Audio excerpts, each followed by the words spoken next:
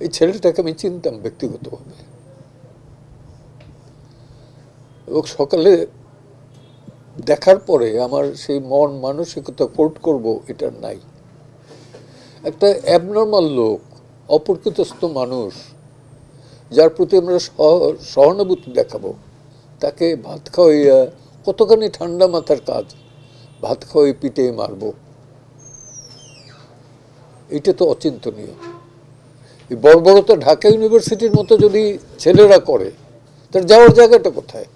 যেইখান থেকে 52-র ভাষা আন্দোলন, 69-এর আন্দোলন, 71 স্বাধীনতার পতাকা, স্বাধীনতার ইস্তেহার, সব কিছু হইল সেই ইউনিভার্সিটি ক্যাম্পাসে, যে ক্যাম্পাসের মাঠেও আমি ঘুমাইছি। একটা মানুষকে এইভাবে মারবে,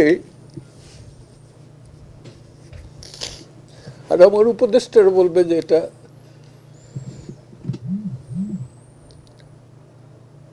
কি বলবো, যে নিন্দাজনক না কি জানি বলছে।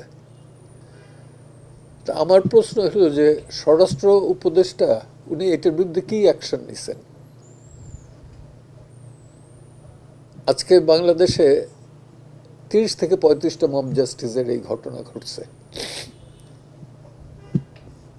যদি না আনেন তাহলে ওনার উচিত পদত্যাগ করা, লজ্জা থাকলে পরে বিন্দুমাত্র পদত্যাগ করা উচিত,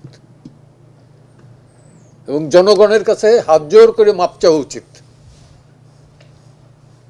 71-এর পরও এরকম মব জাস্টিস হয় নাই। একটা মব জাস্টিস হইতেছিল ওই ইসে ঝিনু কি পুস্তিকা, কাজী আনোয়ার হোসেন, ডক্টর কাজী মোতার হোসেনের ছেলে, সে একটা আর্টিকেল লেখার পরে একদম থেমে গেল যে মব জাস্টিস দেখতে চাই না। তখন তো রাজাকার বললেই ধাওয়াই ধরত। তো এখন তো সেই অবস্থাটা নাই। এ যদি আমার এনিমিও হয়, চোরও হয়, তা কি মারার কোনো রাইট আমার আছে? এটার কোনো দিক থেকে জাস্টিফাই করতে পারবো?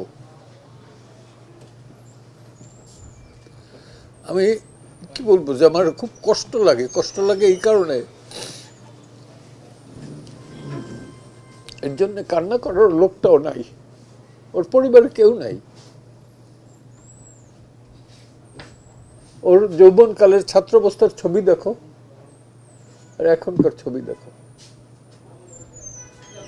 আমি জনগণের কাছে শুধু একটাই অ্যাপিল করব, সরকারের দিকেও তাকাবেন না, নিজের বিবেকের দিকে তাকান।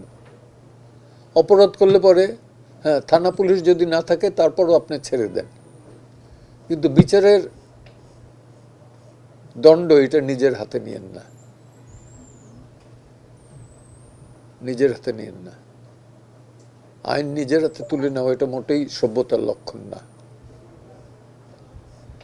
স্বাধীনতার পর কিন্তু আমরা নিজের হাতে আইন তুলে নেই না। ক্ষমতা ওই ফজলুর রহমান ঠিকই বলছে যে 23 বছর বয়সে বিএনপির, এখন বিএনপি করে, অতি কষ্টে বিএনপি করে, ছাত্রলীগের একসময় সভাপতি ছিল। সে বলছে যে 23 বছর বয়সে আমার হাতে যে ক্ষমতা ছিল সে ক্ষমতা এখন ডক্টর ইউনূসের হাতেও নাই। আমিও একই কথা বলি, ওই বয়সে আমার হাতে যে ক্ষমতা ছিল সেটা ডক্টর ইউনূস কেন, তার ফুল ক্যাবিনেটের হাতে ছিল না, কিন্তু সেই ক্ষমতাটার অপব্যবহার করি নাই। এখানেই হলো পার্থক্য। মানুষ সে হতে পারে অ্যাবনর্মাল, কিন্তু তাকে মারার কি আমার কোনো অধিকার আছে? আমার আত্মীয় না কি না, কিন্তু একবার চিন্তা করি যে আমার আত্মীয় হলে পরে কি করতাম। আজকে ফার্স্ট টাইম আমি চিন্তা করতেছি যে আমার পরিবারের কেউ দেশে নাই, শুধু আমি আছি, কারণ দেশটা স্বাধীন করছি। আমি চাই যে এই মাটিতে আমি মারা